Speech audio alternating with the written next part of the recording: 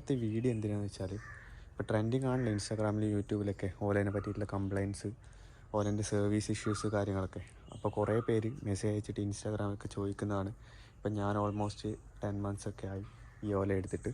അപ്പോൾ ഇതിനെ പറ്റിയിട്ടുള്ള കംപ്ലയിൻറ്റ്സ് ഉണ്ടോ, ഇതിൻ്റെ റേഞ്ച് എത്രയാണ്, ഇത് വേർത്താണോ, ഈ ഒരു പെട്രോൾ വേസ്റ്റ് നോക്കിക്കഴിഞ്ഞാൽ ഇത് വേർത്താണോ എന്നൊക്കെ കുറേ പേര് മെസ്സേജ് അയച്ച് ചോദിക്കുന്നുണ്ട്. അപ്പോൾ അതിന് വേണ്ടിയിട്ട് എല്ലാത്തിനും വേണ്ടിയിട്ടൊരു വീഡിയോ ചെയ്യാമെന്ന് വെച്ചു. അതുകൊണ്ട് അപ്പോൾ ഞാൻ 10 month യൂസ് ചെയ്തിട്ട് എനിക്ക് ജെന്യുവനായിട്ട് പറയാനുള്ളൊരു കാര്യങ്ങൾ മാത്രമാണ് ഞാനിതിൽ പറയും. ഇതിൻ്റെ സ്പെക്കും കാര്യങ്ങളൊന്നും പറയുന്നില്ല. അപ്പോൾ ഇതിൻ്റെ പ്രൈസിങ് തന്നെ സ്റ്റാർട്ട് ചെയ്യാം. അപ്പോൾ ഇതിൻ്റെ ഓൺ റോഡ് പ്രൈസ് ഞാൻ എടുക്കുമ്പോൾ, അതായത് മാർച്ച് 2023 മാർച്ചിൽ ഞാൻ എടുക്കുമ്പോൾ ഇതിൻ്റെ ഓൺ റോഡ് പ്രൈസ് എന്ന് വെച്ചാൽ 1,27,000 രൂപയാണ്. അപ്പോൾ എനിക്ക് തോന്നിയൊരു പോസിറ്റീവ് സൈഡ് എന്ന് വെച്ചാൽ ഇതിൻ്റെ സീറ്റിംഗ് ആണ്. ഇതിൻ്റെ ഫ്രണ്ടിലിരിക്കുമ്പോൾ നമ്മുടെ സീറ്റിനൊക്കെ ഒരു ഷേപ്പ് ഉണ്ടാവും. ഫ്രണ്ടിലിരിക്കുന്നവർക്ക് ഒരു കട്ടായിട്ട് ഒരു ഷേപ്പ് ഉണ്ടാവും. ആ ഷേപ്പ് വെച്ചിട്ട് നമുക്ക് ഒരു അത്യാവശ്യം ഹൈറ്റുള്ളവർക്ക് ഇരിക്കാൻ ചെറിയൊരു ഡിസ്കംഫർട്ട് ഉണ്ടാവും. അപ്പോൾ അത് വെച്ച് നോക്കുവാണെങ്കിൽ ഇതിൻ്റെ അത്യാവശ്യം വലിയ സീറ്റിംഗ് ആണ് വരുന്നത്. വേറെ പ്രശ്നങ്ങളൊന്നുമില്ല, വേറെ കട്ടും കാര്യങ്ങളൊന്നുമില്ല. അപ്പോൾ അത്യാവശ്യം ഹൈറ്റുള്ളവർക്ക് യൂസ് ചെയ്യാൻ പറ്റിയൊരു വണ്ടി തന്നെയാണ്. ഇതിന് ഒരു ഫുൾ ചാർജിൽ കിട്ടുന്നത് എന്ന് വെച്ചാൽ 127 കിലോമീറ്ററാണ് വണ്ടി കാണിക്കുന്നത്.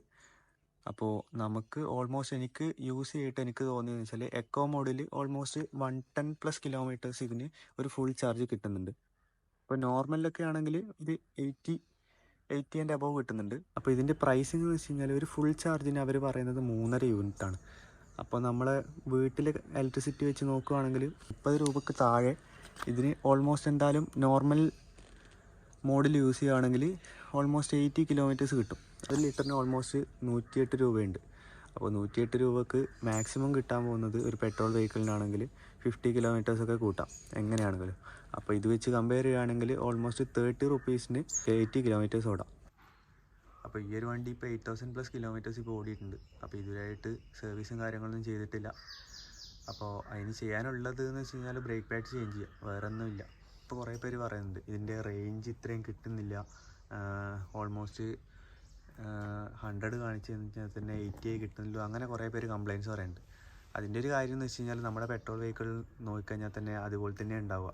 പെട്രോൾ വെഹിക്കിളിന് നമ്മളിപ്പം ഒരു പില്യൺ എടുത്തു കഴിഞ്ഞാൽ അതിൻ്റെ മൈലേജ് മാറും. അതുപോലെ തന്നെയാണ് ഇതിലിപ്പം നമ്മുടെ ഓൾമോസ്റ്റ് ഒരു 60 കിലോമീറ്റേഴ്സിന് താഴെ 60 മെയിൻറ്റെയിൻ ചെയ്തിട്ട് പോവുകയാണെങ്കിൽ നമുക്ക് അത്യാവശ്യം നല്ല രീതിക്ക് മൈലേജ് ഇതിന് കിട്ടും.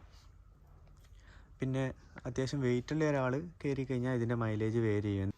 അപ്പോൾ എൻ്റെ ഒരു കൺക്ലൂഷൻ എന്ന് വെച്ച് കഴിഞ്ഞാൽ നമുക്ക് ഈ വണ്ടി ഇതിൻ്റെ build quality, paint quality, body quality ഇതൊക്കെ മാറ്റി വെച്ചിട്ട് നമുക്ക് ഈ വണ്ടി നോക്കുകയാണെങ്കിൽ ഡെയിലി റണ്ണറായിട്ട് എന്തുകൊണ്ടും വേർത്ത് തന്നെയാണ്.